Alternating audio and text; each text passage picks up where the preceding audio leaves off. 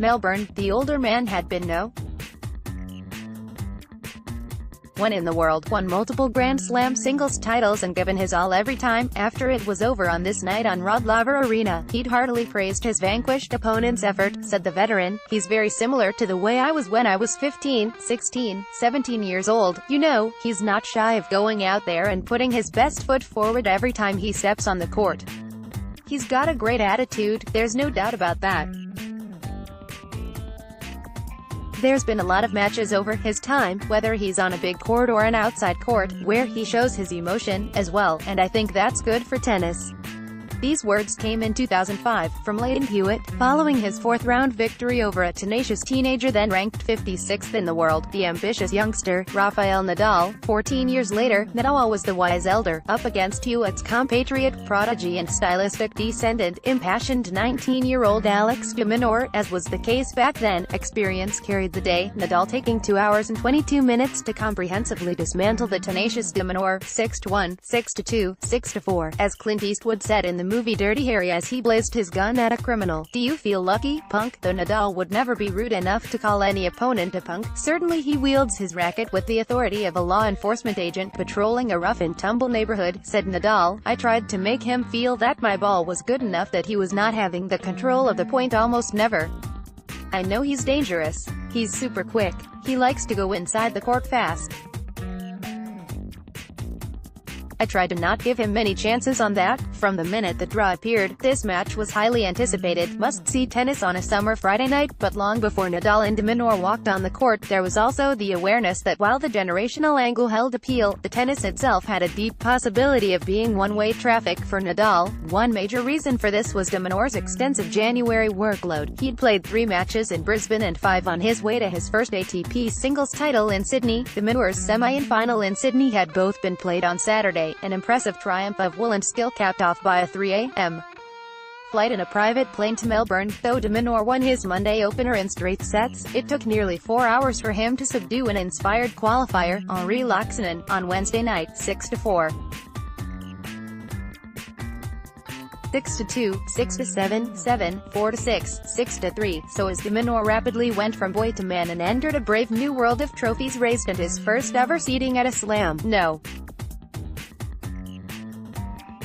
27, Nadal occupied familiar territory. The Spaniards' prior 2 matches, also versus Australians, were each won in straight sets. The first versus wildcard James Duckworth, 6-4, 6-3, 7-5. The second over Matthew Ebden, 6-3, 6-2, 6-2. The tone of Nadal-de Minaur was established in the first 2 games. Nadal held at 15. In the next game, de Minaur fought off 3 break points before finally holding serve on the 16th point. Even were de Minaur in superb shape, at this stage of his career, he would find Nadal a tough matchup. The Spaniard's off-the-charts top spin posing all sorts of difficulties for the Aussies' flat, linear strokes. As de Minaur noted, you've got to go out there and pretty much redline. You've got to be able to go out there and perform your game plan and execute. Matters weren't helped given de Minaur's weariness. From the start, it was clear the Aussie had little strength in his legs, fatigue that affected everything from his serve to ability to command the court. As the entire world knows, if you fail to take it to Nadal, he will take it to you, and it will hurt. While Roger Federer calmly curates his opponents, Nadal hurls them down the stairs. But true to the Aussie spirit of never making an excuse for a subpar performance unless you discredit your opponent, the game and even an entire nation, de Minaur addressed his fitness on his own terms. Obviously I would love to be as physically fit as Rafa, he said. That's the next step.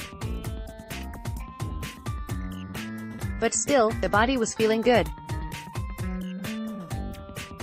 It was just about matchups today. Rafa being Rafa. Down the staircase de Minaur went, making a staggering 82% of his first serves. Nadal dictated repeatedly with wide serves in the ad-court, his lacerating forehand and his relentless court coverage. In 88 minutes, he earned the first 2 sets, 6-1, 6-2. What happened next is what already makes de Minaur a great tennis player, and will lay the groundwork for even more. Only the most irrational of thinkers would dare think he could overcome a 2-set deficit versus Nadal, but competition is not always about about being rational. It is about passion, about willing oneself into the arena again and again, and from that effort, good things can happen, perhaps in the present and certainly in matches to come. The great competitors are the ones who repeatedly build first-rate work habits. Australians like Hewitt and de Minaur prove the point that while winning is a desired outcome that we can't always control, competing is a process we can engage in ceaselessly. No one in tennis has ever demonstrated this more than Nadal.